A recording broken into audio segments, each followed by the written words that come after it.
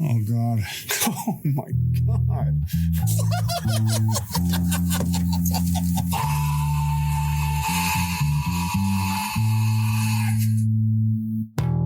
All right. Well, fuck yeah. Thanks for joining us, Chris. Yeah, thanks for asking me to.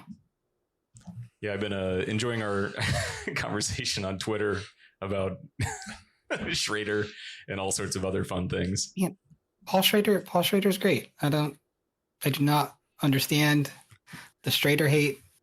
Dying of the Light. Some of his but that doesn't count because that was taken from him. That's not the movie he was intending to make. He boycotted it. But even if he made it, even if that was the movie he wanted to make and it was bad, he still did Cat People, which is enough to no matter what happens after that. He's good, and he also wrote, I believe, Obsession. I think that was the De Palma movie he wrote. I gotta agree with you. Cat People fucking rules. I watched that the other day. I never have time to watch an extra movie, and I crammed this one in on your recommendation. Very fun. It didn't convert me on Schrader, but man, what a fucking blast that movie is. You're fired. What is Cat People? Cat People. Yeah, so it's a remake of I believe a 1942 Val Lewton horror movie. So this was made mid 80s. Malcolm McDowell's in it, John Hurd, Annette O'Toole, and basically there's these people and they turn into cats. And when they turn into cats, they turn into, I believe, black leopards, and they kill. And the only way to stop the transformation is to have sex with their sibling. Okay, I'm sold. Let's go watch this movie right now. It's so good. It's so 80s goofy, but fantastic. I don't know. I loved it. I'm interested in the science behind sibling sex. Are they twins? You had me at sibling sex. Is that your favorite type of adult? I don't think they're twins. Documentary. I mean, there were multiple times where I was just like, "This is so fucking dumb," but I had a good time. So, speaking of so fucking dumb, this week. Yeah, actually, go ahead and bring us in, Sean. Welcome back to Cage Match: a roundabout way of meeting Nicolas Cage. I'm your host, Sean, here with my co-host Nick. I'm Nick, and our producer Peter. Hello. And we have our special guest, Chris Koffel, here today. Why don't you tell the people what it is you do? Also, did we get your name right? Koffel is technically, but Koffel sounds nicer, I think. So, yeah, I guess I occasionally write, mostly at Film School Rejects for probably the last 8 years or so. For the last few years, mostly it's just in October. Horror is my favorite genre, so every year at Film School Rejects, we do a big 31 days of horror lists, where every day in October, we have a new list of 10 horror movies. We've been doing it for a long time now. So it started out, like best vampire movie, best werewolf movie, but now it's very specific. Best sibling sex movie. Yeah. Well, last year was erotic. It was one of the categories, and Cat People did make the list. Fantastic.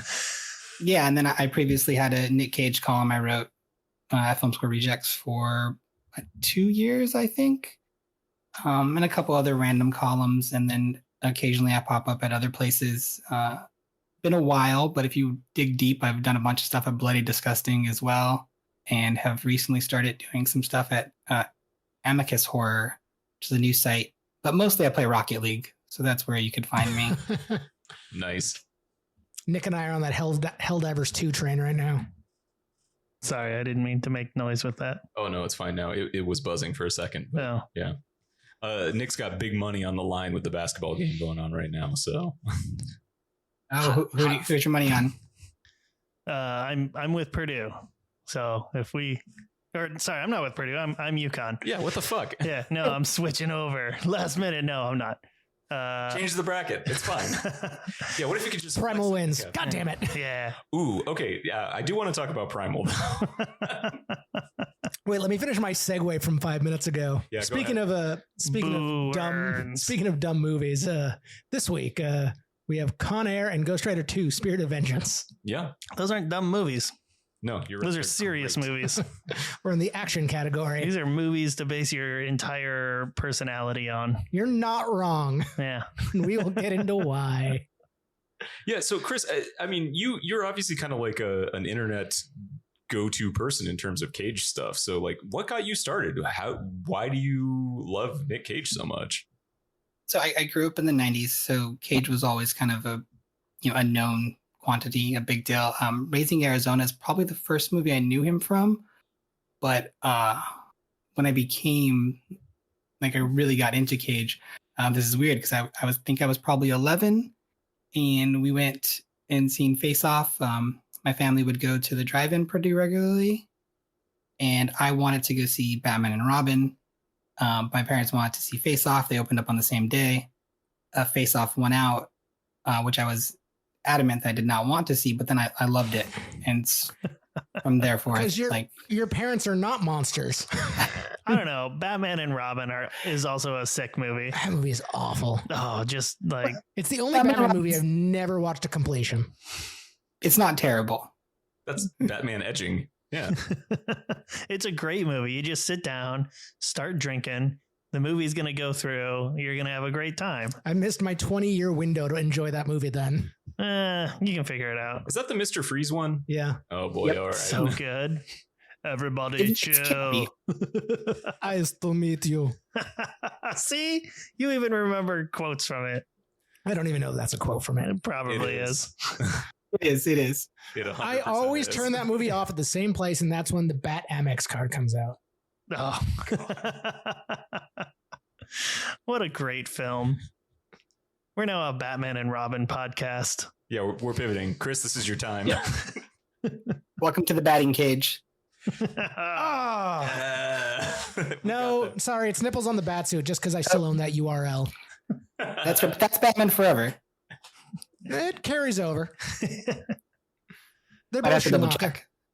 It's true. They are both Schumacher. Batman Forever is actually pretty good. That's got a little bit of a renaissance in I recent do years. like that film a lot. Like Val Kilmer, underrated Batman. I agree. Yeah. Christian Bale, worst Batman. I do not like Christian Bale's Batman at all. He was great in Captain Corelli's Mandolin, though. He was great in Captain Corelli's Mandolin. Mondros is Batman. Oh, fuck yeah. You Only just get shot in the ass. All right. What are we talking about? This is a Nicolas Cage podcast where we've taken 64 Nicolas Cage movies and bracketed them till Nick and I decide what ultimately is the best Nick Cage movie as decided by two idiots that are us. And the rules and reason for why we pick things sway wildly week to week. So, Chris, you kind of were a progenitor of the March Madness Nick Cage thing. So I want to talk about that just a little bit. What was your idea behind that? How'd you pick your 16? And why are you smarter than us for only doing 16?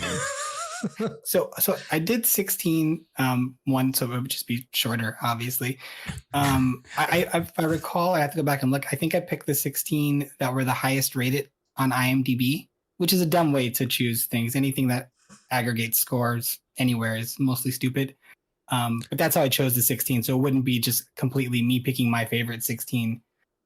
There would be something interesting behind it. And I think Raising Arizona won my bracket, if I remember, but I'd have to pull it up and see. Yeah. I was surprised to see if it was just the top 16 in your list. I was surprised to see that Bad Lieutenant was one of his 16 best films circa 2018. And I know that you like that movie, and I'm not saying that's wrong. But why? I still haven't found anybody to explain why that movie is likable. I'm not saying it's wrong. I'm just saying you're not invited to my birthday party. If it's Bad Lieutenant themed, I don't need to be there. But it's got iguanas. Yeah, but a sober guy throwing a drug-addled birthday party sounds terrible. It's hard to explain. drugs at I mean, home. it's you have Werner Herzog and Nicolas Cage, and that's just it's just the right amount of madness for it to work. But I guess I'm not surprised that you're not a fan, because I was shocked that you guys were so low on Bringing Out the Dead. I don't know how that lost we the love joke. that movie. Yeah, that movie is really, really good. But the reasoning behind why we kicked it is Valid. Yeah, valid and specific about mostly Schrader, but which we established already was incorrect. And also Joe. Joe's a fucking great Joe's movie. a great movie. We're gonna fight this whole time. Cat people. And we're never going to talk about Con Air or Ghost Rider. No. It's happened Let's talk before. about Primal. I love Primal. Have you seen Primal? I have seen Primal. I Isn't love it that a line. delight? They It's talks got, about what does he shouts the line he shouts about like needing his Great White cat. Jag. Primal's fun. See, it's fun. I said it. I told you I'd rewatch it. Yeah, I know. I just have to keep telling you how great it is until you do. Not great. It's a terrific film.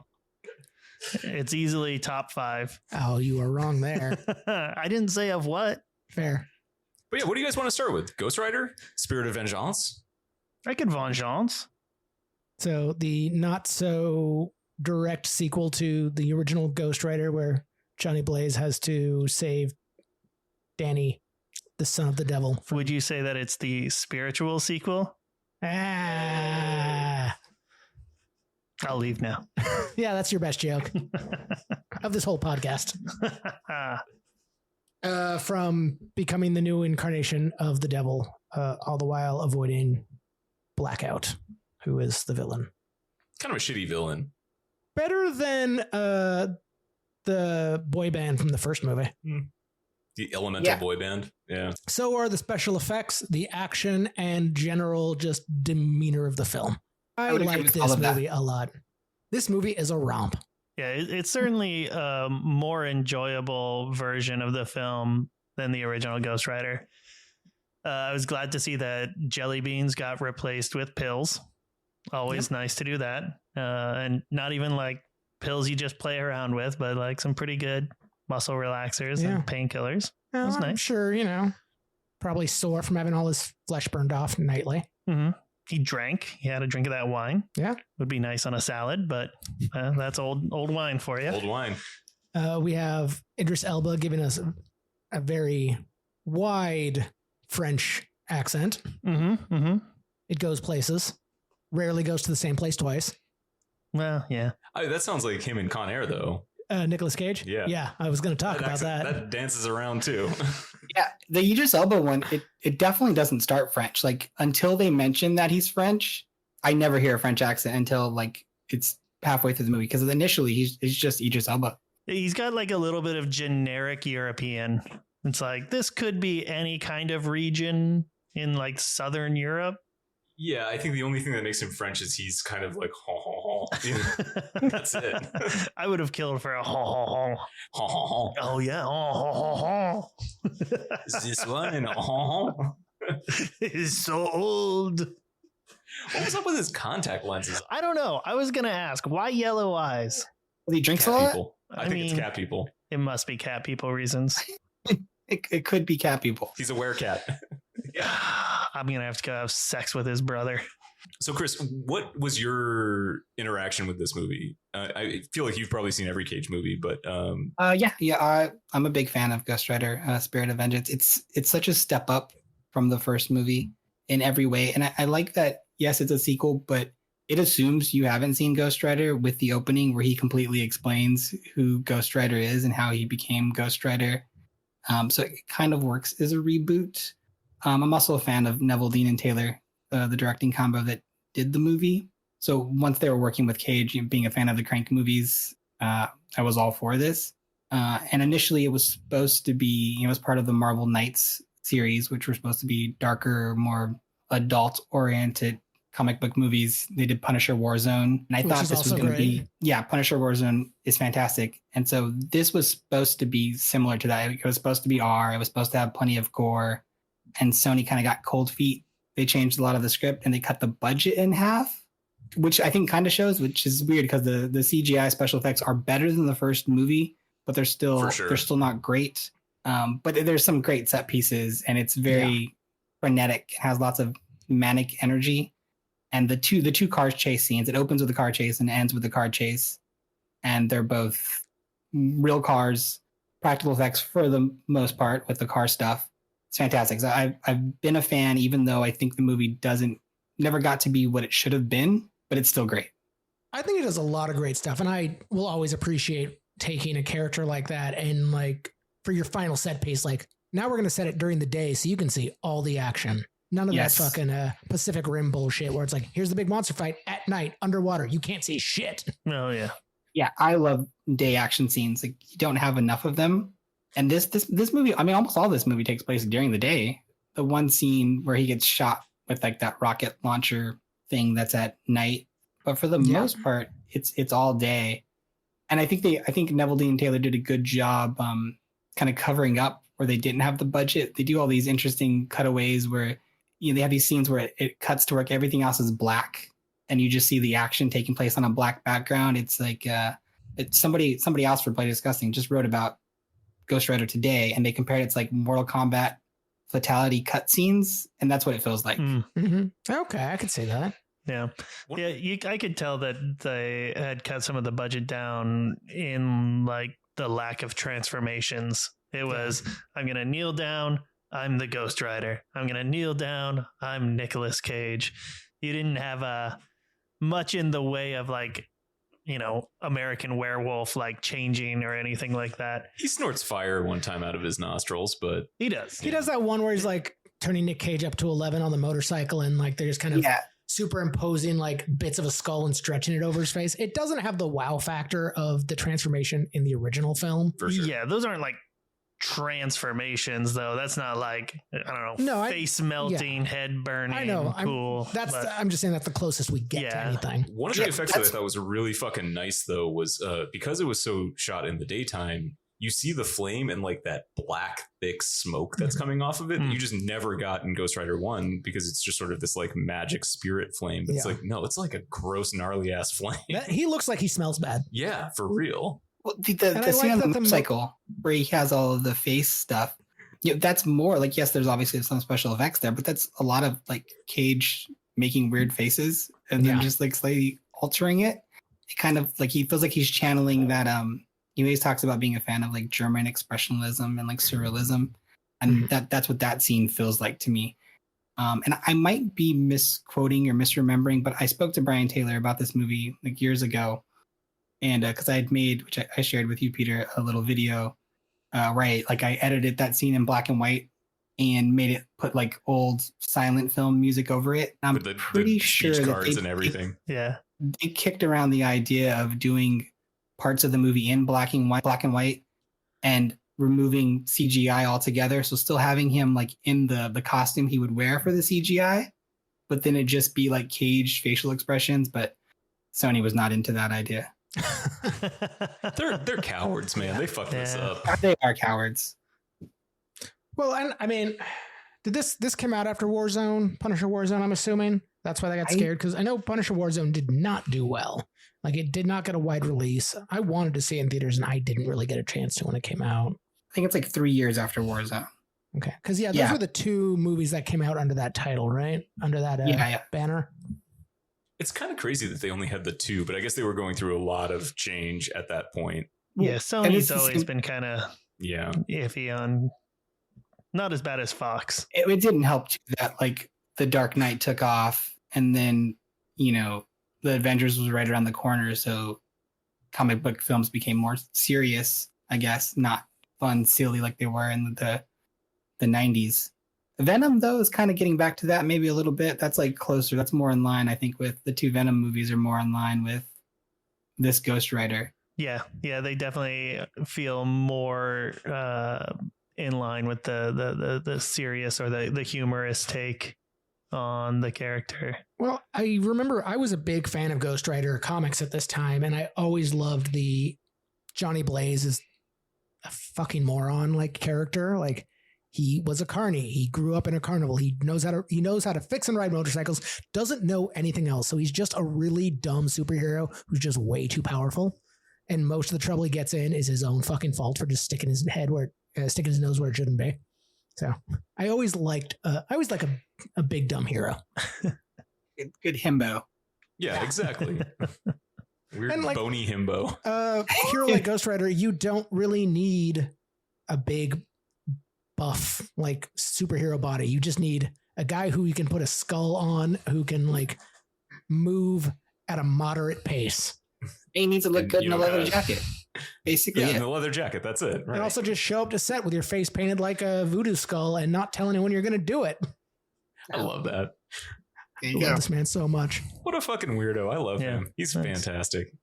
Oh, okay. One of the things that I hate about this movie, it's probably the only thing I hate about this movie. The writing is really fucking dumb. Like what writing exists is really stupid. The dialogue is rough. It's pretty simple. It's meant to get us to the set pieces. Yep. And it tries to make every line like a kind of clever one-liner action hero note. And it kind of leans into like everything that's said needs to be funny. I mean, sometimes it kind of is.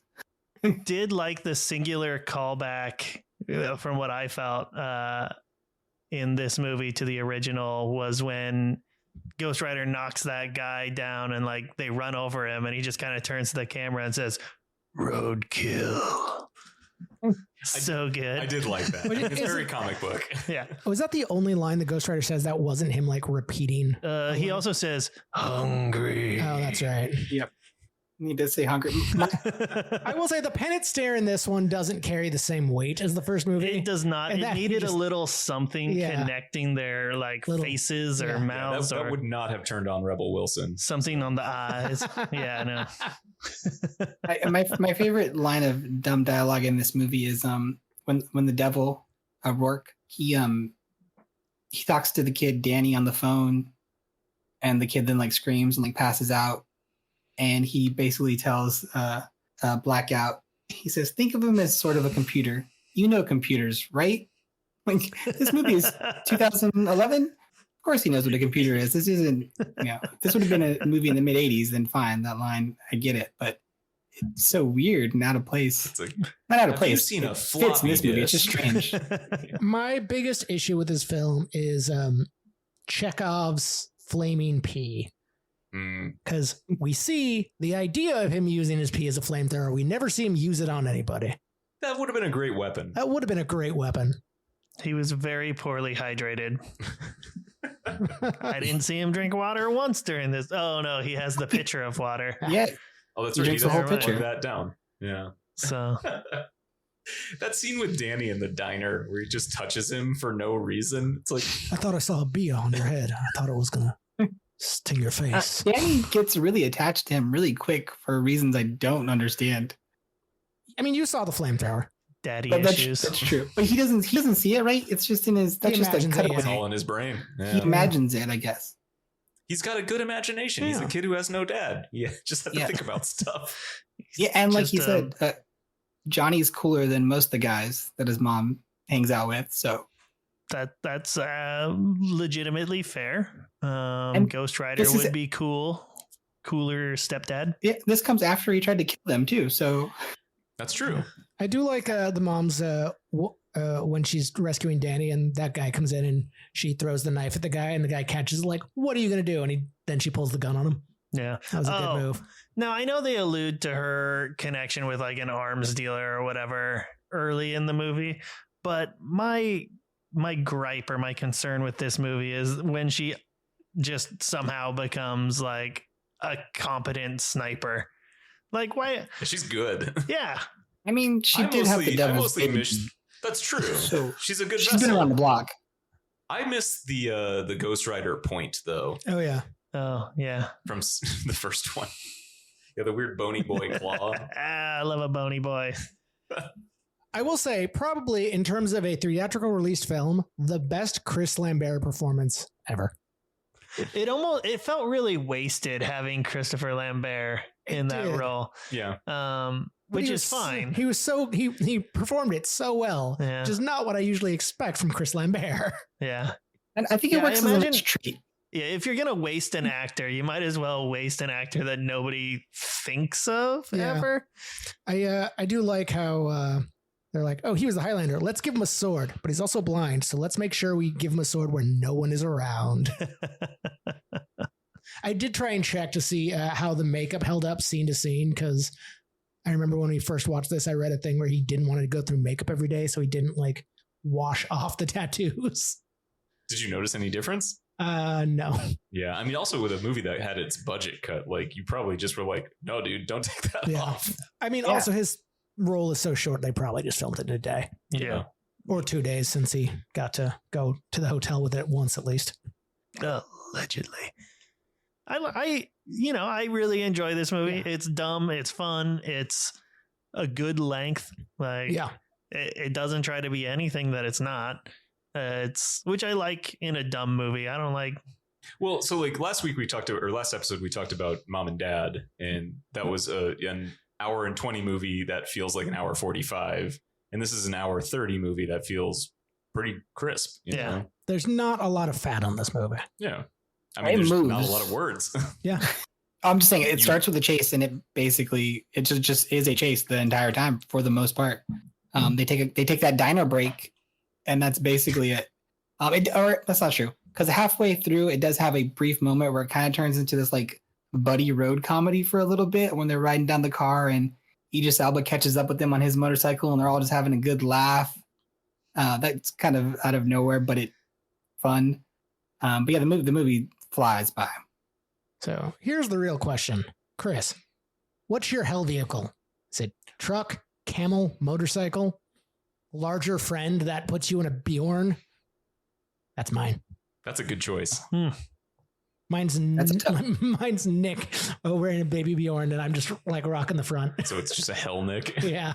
I want the Inceptor from Mad Max. So, Ooh, good choice. That would work in hell, I think. Mad Max is basically hell for the.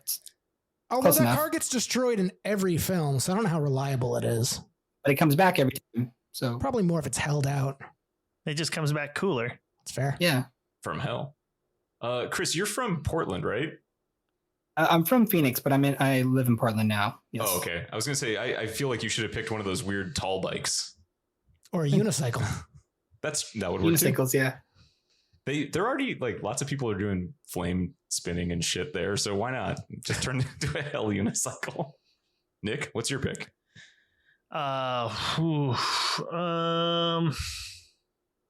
Probably one of those like stupid hoverboard things, like, you know, it's got two wheels and like you stand on it, but like every time I get on one I can't like get my balance, so I look like a freaking spinning dumbass until I invariably fall off. But I think the power of hell would keep me on it and I would really cruise on it. So hoverboard. 93 Geoprism. Don't ask me follow-ups. Okay. It already is a hell vehicle. I kind of want to know what the body color is. Seafoam green. That is exactly the color of my old roommate's Geoprism. I have in my life owned 3 Geoprisms. Oh, okay. No. None of them have turned to hell vehicles. Well, I mean, I could have died in all of them. But. Fair. Now, the Prism, we're a Geo podcast now. Is that a 3-cylinder like the Metro, or does it have all 4 like the Storm? I believe it has all 4. Nice. Yeah, right? Yeah. It had the power. I was a Geo Storm guy myself. It was the hot rod or the pussy magnet of the Geo range. Naturally. Yeah. No back seat. Oh, yeah. Yeah. Hatchback. So good. We've watched Mom and Dad. You know you can fuck in that car. I can confirm. It's just as hard as you would think a 6'1" dude getting down in a Geo is. It's very difficult. I love this film. I don't have much else to say other than it's great. Go watch it. Yeah, Chris, any kind of final thoughts on this one? If this feels like a movie that came 10 years too early or 10 years too late, like if this movie had come out in the late 90s or potentially now, I think it would be received better. But as it stands now, I think it's a ton of fun, and I just want to highlight my favorite part is towards the end during that final chase when Ghost Rider delivers a rock bottom to Blackout from one moving vehicle onto another moving vehicle. You just don't see that enough in movies. Oh, I have one huge complaint about this movie that I just remembered. When he sends Rourke back to hell, he tells him to go home. Yeah. It seems like a missed opportunity. Rather than saying go to hell? Yeah. But I think that's the joke. It's like we all know he's going to hell. So instead he's saying, go home. For as cool as that movie, every line of that movie tried to make it sound, that was the one to really kind of... That's a joke that required you to think more than this movie deserved. Yes. So... But I think about this movie a lot. You guys notice at the end his flames are blue. I guess that's Yep. because he's good now, or has his soul back. I'm not sure. Oh man, going back to the mid 90s, he's got that angel fire. Yeah. That's right. I prefer GeoCities, but that's fine. Me too. Who wasn't a GeoCities guy? GeoCities rocked. That was my Angel Fire was for fucking assholes. Keeping with our Geo theme. Yeah, right. Geo's only Geo podcast. I don't Now know we're that talking much about rocks. geocaching. Yeah, and geolocation. Okay, so on the matrix of good movie, good Cage performance, bad movie, good, bad, bad, good, good, I think bad, bad. good movie, great movie, amazing, fun, awesome movie. In terms of Cage performance, I'm going to say the same thing that I did with Mom and Dad. It's just like he's giving the performance that is expected of him and that the director wants. Like it's not Scratching at the door. yeah, it's hammy, it's campy, and I am here for it. I think it's a good movie and a great performance, but I think it works like this hamminess works so much better in this than it does in something like Mom and Dad. I don't know. Mom and Dad, I will put it on my fucking tombstone. Not a great movie. It's not a great movie. It's not even a fun movie. I got it on a limb. Mom and Dad. We only got on a limb there saying that Mom and Dad's not a great movie. Yeah, So, very hot take. Yeah. Well, I went back. I said not a fun movie. Yeah. Chris, what do you think on this one? so I would say flaws aside, budget being cut, I still think it's a good movie. But I'm pretty simple. If I like it, it's good. I don't care if it's stupid or quote unquote bad. If I like it, it's good. And I think it's a great Cage performance. I think he knows what he's doing. He does it well. And I think it lets him play in that. He gets to do those facial expressions and do all that weird German stuff that he loves while being a superhero that he also loves. I can't recommend. It's like, I would describe this movie of if an Iron Maiden album cover came to life, it would be Ghost Rider Spirit of Vengeance, I think. Yeah. Ooh, I like that. So if you can only see two Ghost Rider movies in your life, just watch this one. Twice. There you go. Yes. Speaking of segues, Con Air. Man, I love your new format. It's so efficient. No one's even mentioned segways. We were talking about hoverboards, Sean. Oh, hell They're segue. different. That was gonna be when I'm like, I should do a segue now, but we were still talking about it. Be better at setups. Not for you. A hell segue would be so fucking lame. It would just like go faster up a hill, but very stable. Can you imagine how cool you would look like rolling down by the pier? Like, On a hell segue, you'd still have to wear the hell helmet though. yeah, the helmet. Like, God damn it! Safety Yeah. first. Thanks for that setup. Ta-da! Dickhead. So Con Air, eh? Fucking love Con Air. This movie is astounding. You're warming up again. I loved Con Air the first time. You just hate Garland Green. I can't wait to talk about Garland Green. Garland Green serves no fucking Oh, purpose in thank this God movie. we're talking about it first. Let's get Garland right to Green it. is incredible. He fills the Hannibal Lecter role of the psychopaths That on is the not airplane. used at all in this film. It doesn't have to be.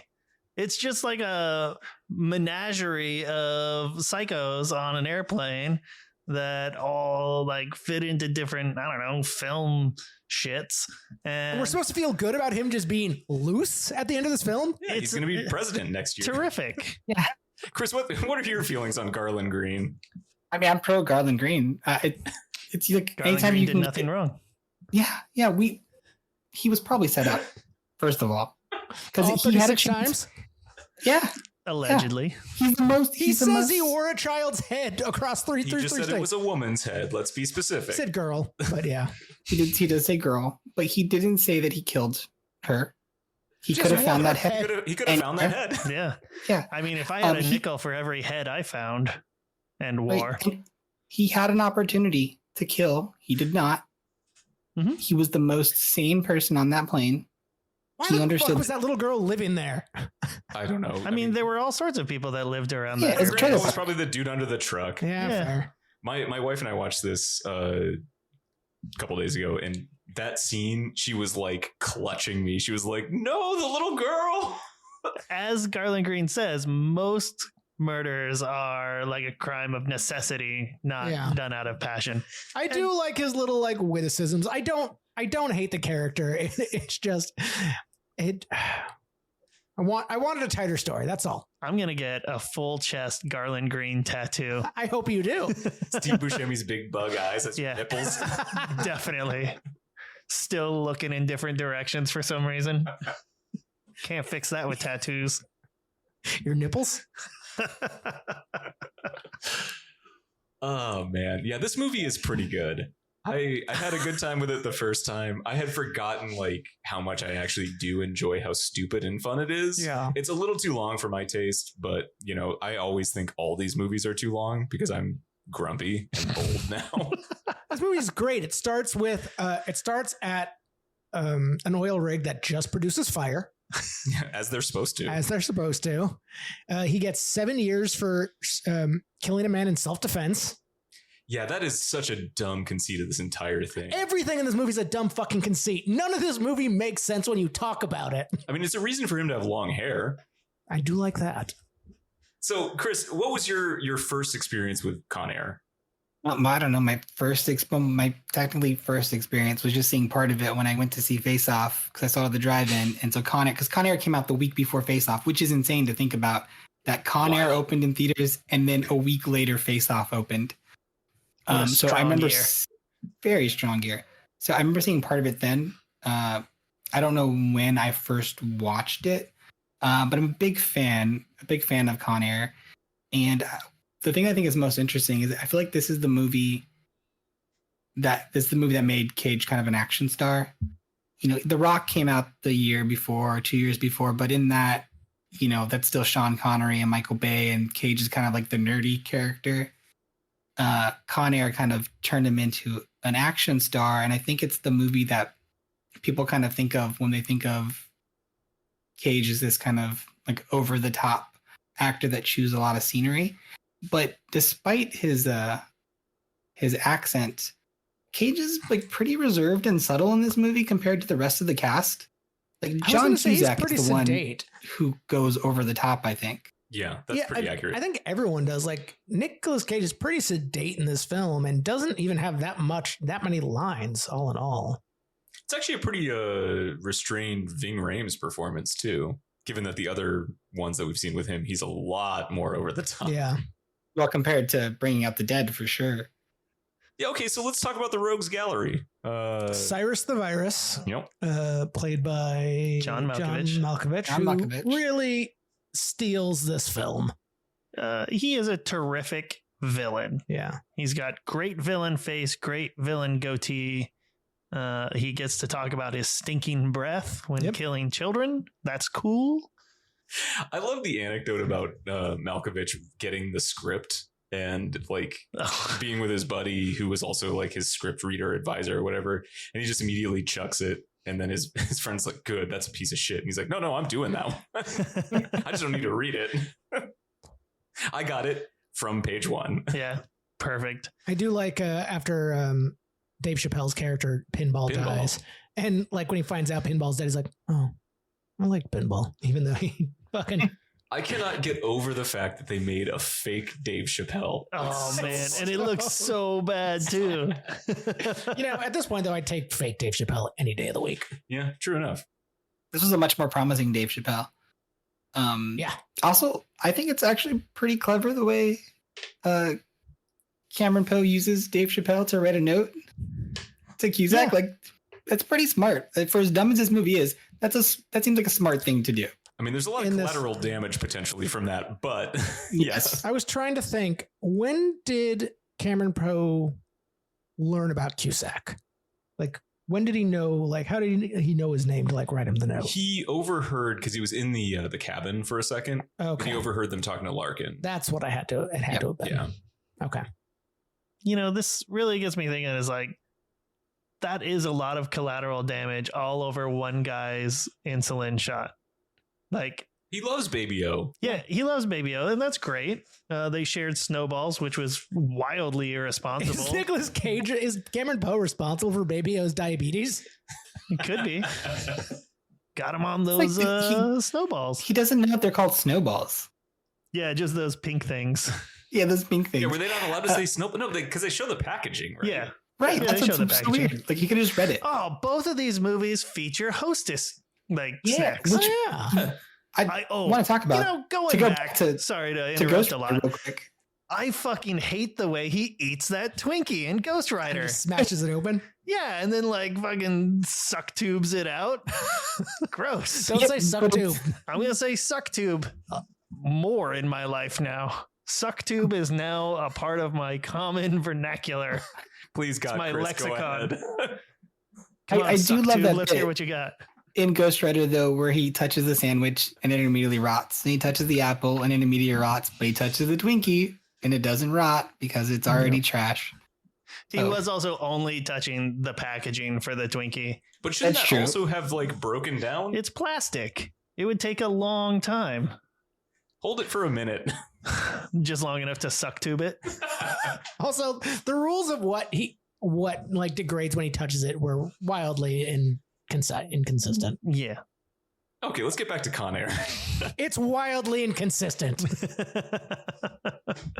Yeah.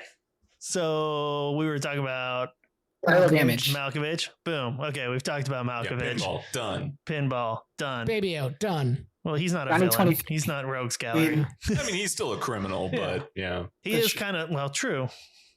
He is kind of a villain in his own right. Because he has diabetes. Yeah. Yeah, gross. Ugh. The police or the guards in this film, villains, all of them, except for the lady guard. Yeah, she's cool. Yeah. Bishop. Yeah, Bishop is good. That dude with the mustache, what an asshole. What's that? Okay. I always forget this guy's name. The one who is flying the plane. Swamp Thing. Swamp Thing. What's Oh, MC Gainey? MC Gainey? Okay. Yeah, dude. MC Gainey. MC Gainey. Fucking love a good MC Gainey He's so appearance. good at everything. He is awesome. He is my favorite trash human being. He is always Sorry, just Sean. he's You've been just like a replaced. piece of shit, no matter what. But yeah, he's fucking awesome. I love MC Gainey. I miss my mustache. Speaking of things that didn't age well from the 90s, the flamboyant queer character, queer villain. Well, we talked about this, I think. Yeah, with my brother, That, actually. yeah, Sally Can't Dance, the character, Yeah. is based on a real life person who was like, I don't know, gender queer or something in the prison system.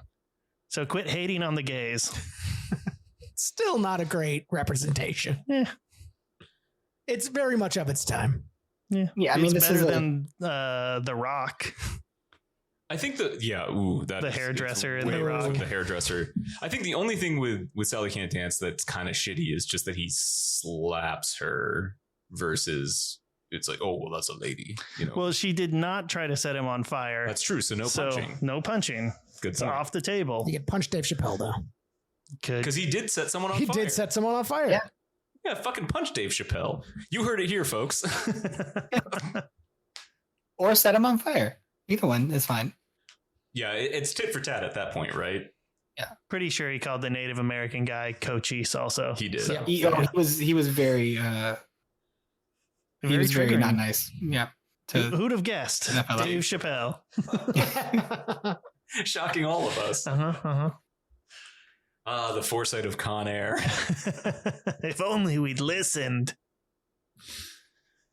I think my only beef with this entire movie, like it's popcorn, like from start to finish. I think it is just a little too long. I think you could have ended it after the plane crashes. I don't think you need that last fire truck fight. And also the like smasher that is just there on Are the you strip. kidding me? You mean definitively the best death in a film ever?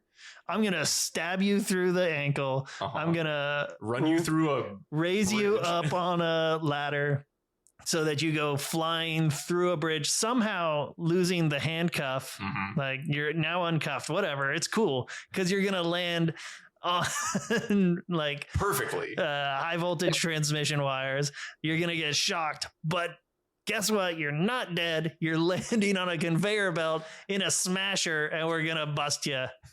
That's so fucking cool. No, this movie needs that, Peter. You're wrong. It's like Right, then take out the fire truck part, or like take out the airplane crash or something. Like just remove one of the other elements. from no, it. that's all perfect. No. What we need to remove is Don't say Garland Green. I'm not going to say Garland Green. I'm not fucking dying on All that. the hill. issue with the end is the handcuff. His arm should have just been like ripped off when he flew. yeah. Oh man, Then it's perfect. if Then it makes sense. physically tore his hand off and then he went through the bridge and got shocked. Oh, that would have been so much cooler. Yeah, that would have elevated this movie. Just add that one little bit.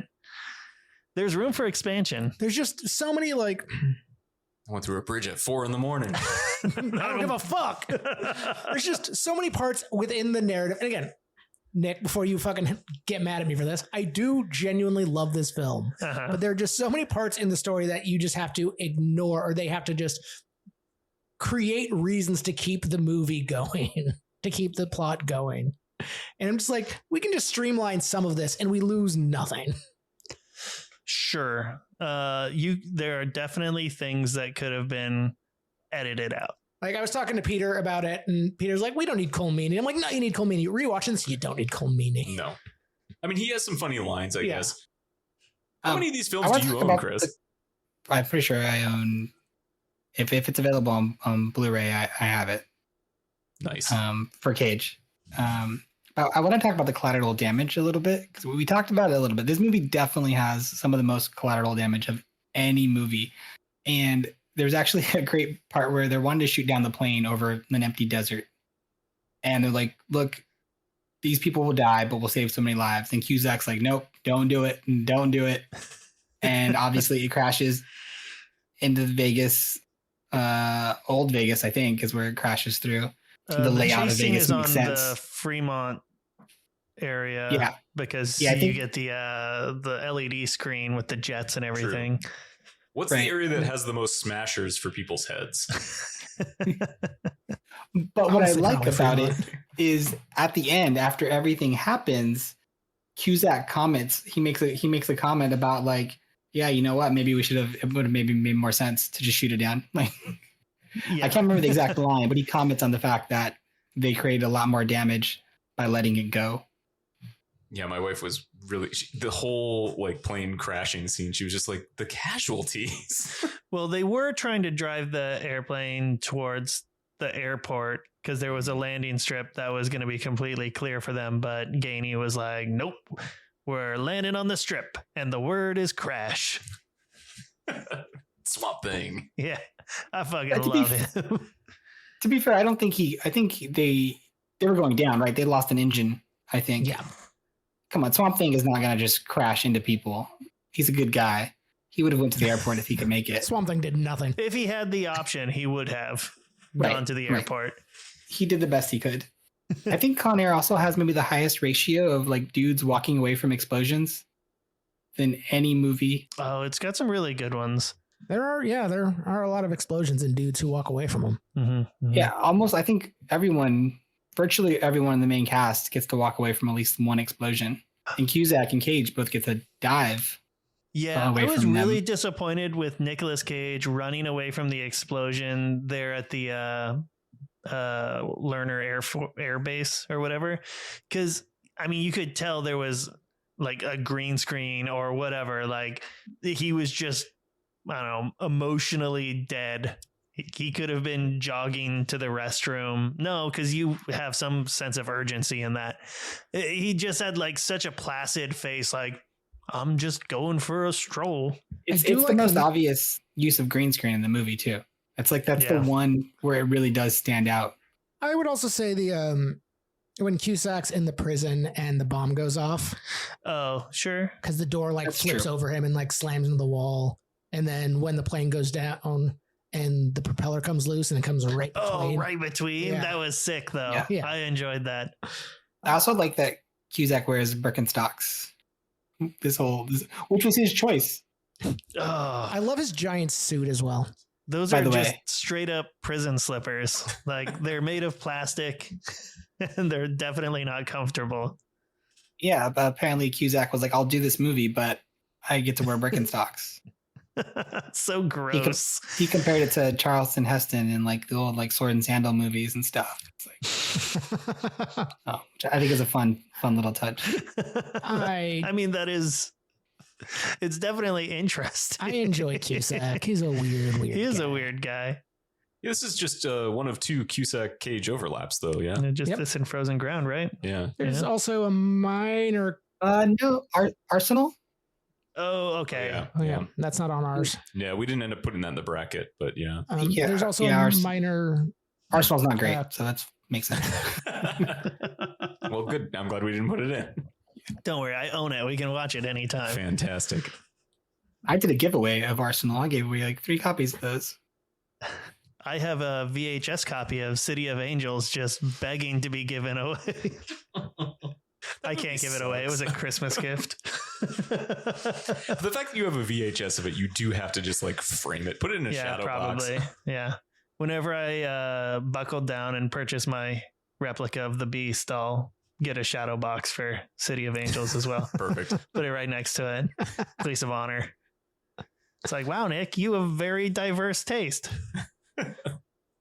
for Nicolas Cage films. So within the matrix of good, bad, bad, good, where do we want to put this one? I'm going to stick with terrific film, terrific Cage. I say terrific film, scattershot Cage. I'll wait for my defense. I would go excellent film, excellent Cage.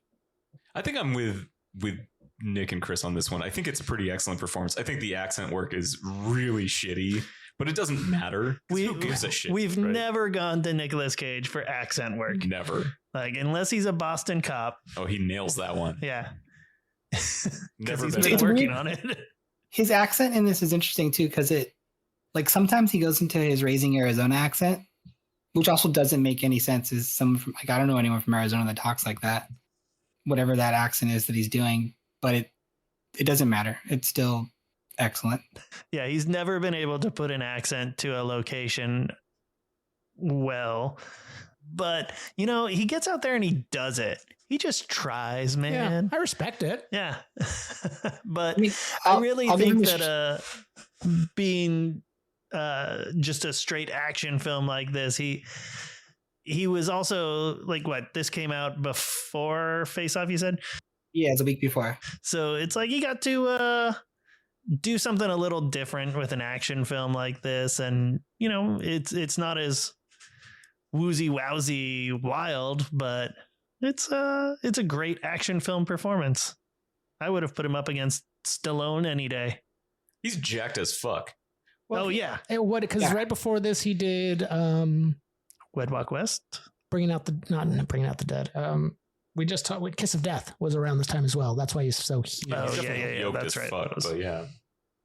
Yeah, he does that thing where he's like sitting cross-legged on the ground and just like lifts himself up with his arms. And he's just holding himself up. Oh, just on his fingertips. Ugh. Yeah. That made my arthritis hurt.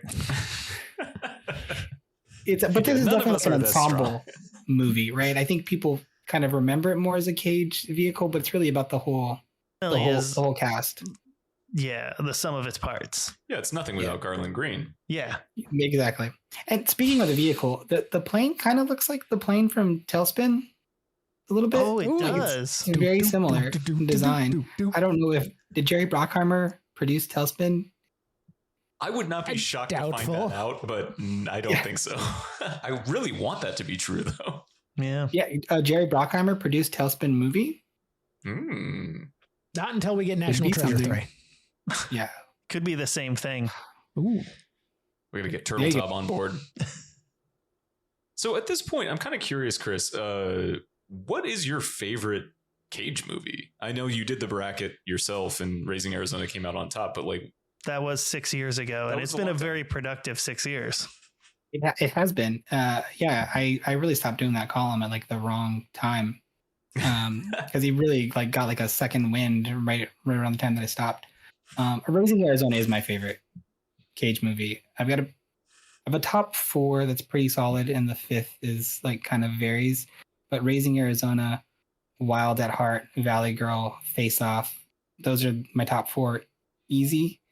Number 5 kind of fluctuates.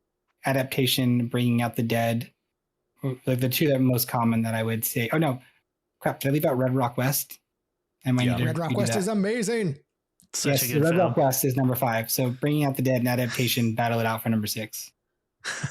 Fair. I'm glad you mentioned Valley Girl. I think that one is a little underrated. Valley Girl was such a great film. Yeah, it just so went good. up against Vampire's Kiss for us, and Yeah. that was Unfortunate. It's just Yeah. bracketology, right? Like Yeah. it hit a fucking top seat, or well, not even a top seat because that one's not rated crazy well, but that movie is fantastic. yeah. But yeah, Valley Girl is a lot of fun, and I listen to the Sparks album that they feature on that one Yeah. all the time.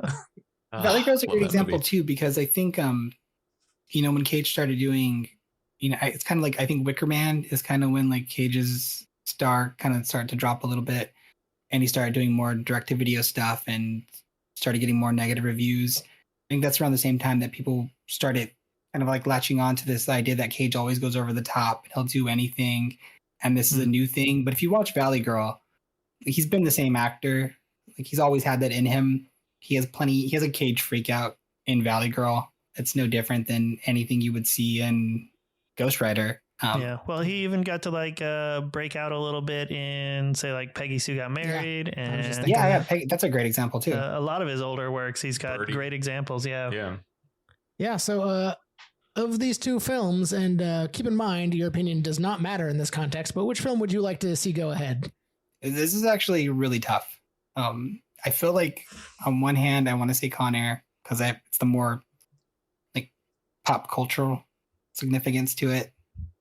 But I'm gonna go Ghost Rider because I just love it more. I'd rather watch Ghost Rider more. It's more fun for me. It's more Cage, and I think Con Air is less Cage than deserving for this bracket. So I would Ghost Rider, Spirit of Vengeance would get my vote. Like, I was thinking about this, and Con Air is definitely the much more memeable film. It's the one, like you say, Nicolas Cage, people are going to think the hair and just that, but it really is more of an ensemble cast, and he doesn't have the most screen time in it. And when you take Ghost Rider, which is a tight film, very little fat to cut off, campy dialogue, but is just a blast from start to finish, I'd have to go Ghost Rider as well. I've struggled with this one a lot. I think based on most of my metrics that I've used in the past, which are wildly conflicting, I think I want to go Con Air, because if I'm thinking about this as a movie I'm going to recommend to somebody, it's got the widest appeal. I mean, it's bookended by how do I live without you? Do, do, do, do. It's got the bunny.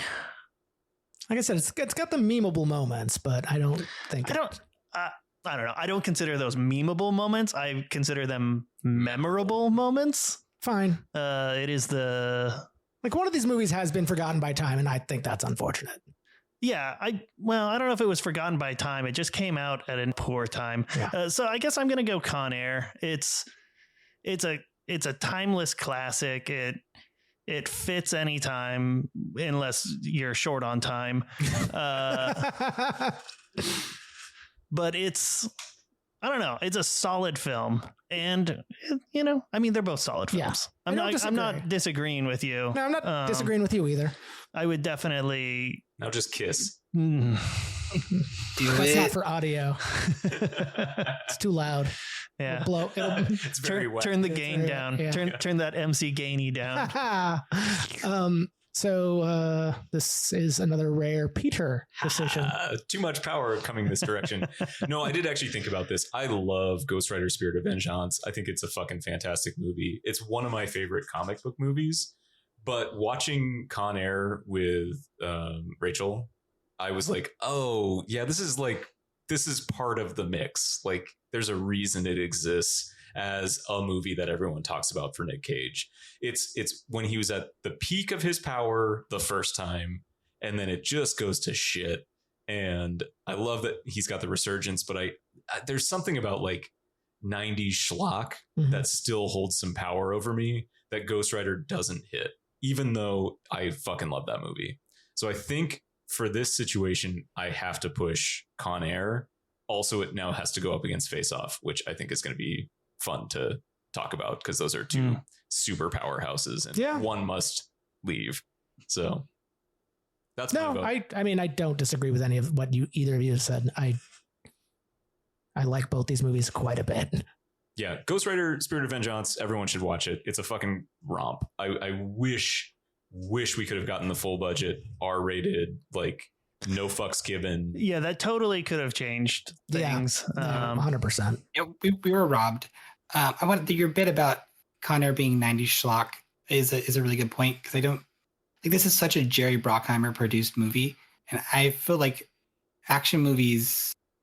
We don't get action movies in this same way with this type of ensemble cast. It's kind of like the DNA for the Fast and the Furious movies, but even they're not Con Air.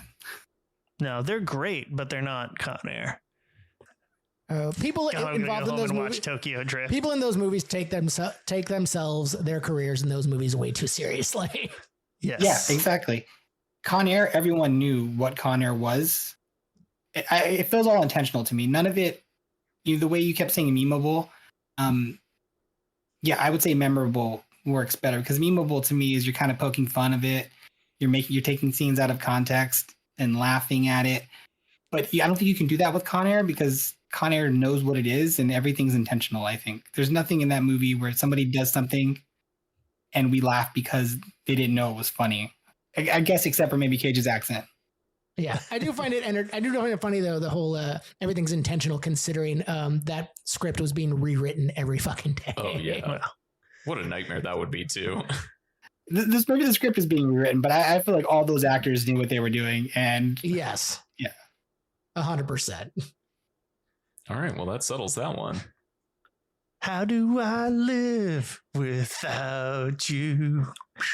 Well, thanks for coming on, Chris. Do you have anything you want to pitch to our audience of mostly our friends? Yeah, I mean, Letterboxd is always good. Just Chris_Koffel. And then, Film School Rejects. Again, I mostly just write in October now, usually. But I do a lot in October every year. And then, on the Rocket League field, you can find me on Rocket League every night, pretty much.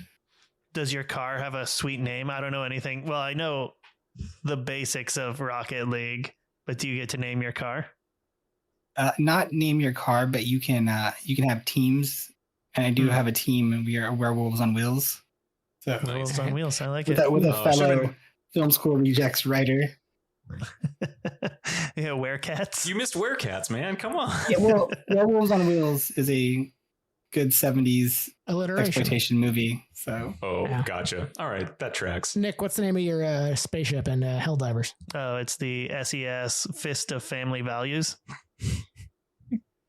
Fantastic. And mine is the SES Superintendent of Self-Determination. Yeah. Nice. You can find Nick and I on Helldivers too. All right, next up we've got Guarding Tess and Moonstruck going head to head. Yeah, That'll my be a fun one. buddy Ian's supposed to join us. That'll be fun. We'll have a good time with that. So thank you all for listening. We're on social media, Cage Match Pod, Cage_Match_pod. We're also on IMDb now, which is hilarious to me. Thank you for that, Peter. Yeah, I just think it's so funny that that's something that we can do. So you can find us on there. Leave us a comment, maybe. I don't know. Review us. Upload a photo of me. Yeah, you can do that. It's community. I have photos of Nick. Yeah. Well, you have this power. Mm-hmm. Yeah. Nick has photos of me as well. This is a power people shouldn't have. You can support us on Patreon at Cage Match. Thank you to our supporters, Josh, Sean, Josie, Rico, Matt, and Adam, and our Cage dancers, Ira, John, Freeman, Lance, and Nathan. You fuel this hell machine that we have created. Thank you so much. Bye. Bye.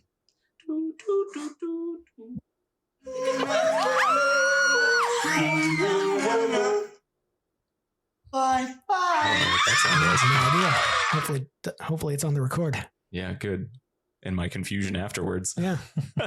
Hopefully it's not on the record and your confusion afterwards. Ooh, even better. Yeah, leave people guessing. Just add a trombone sound.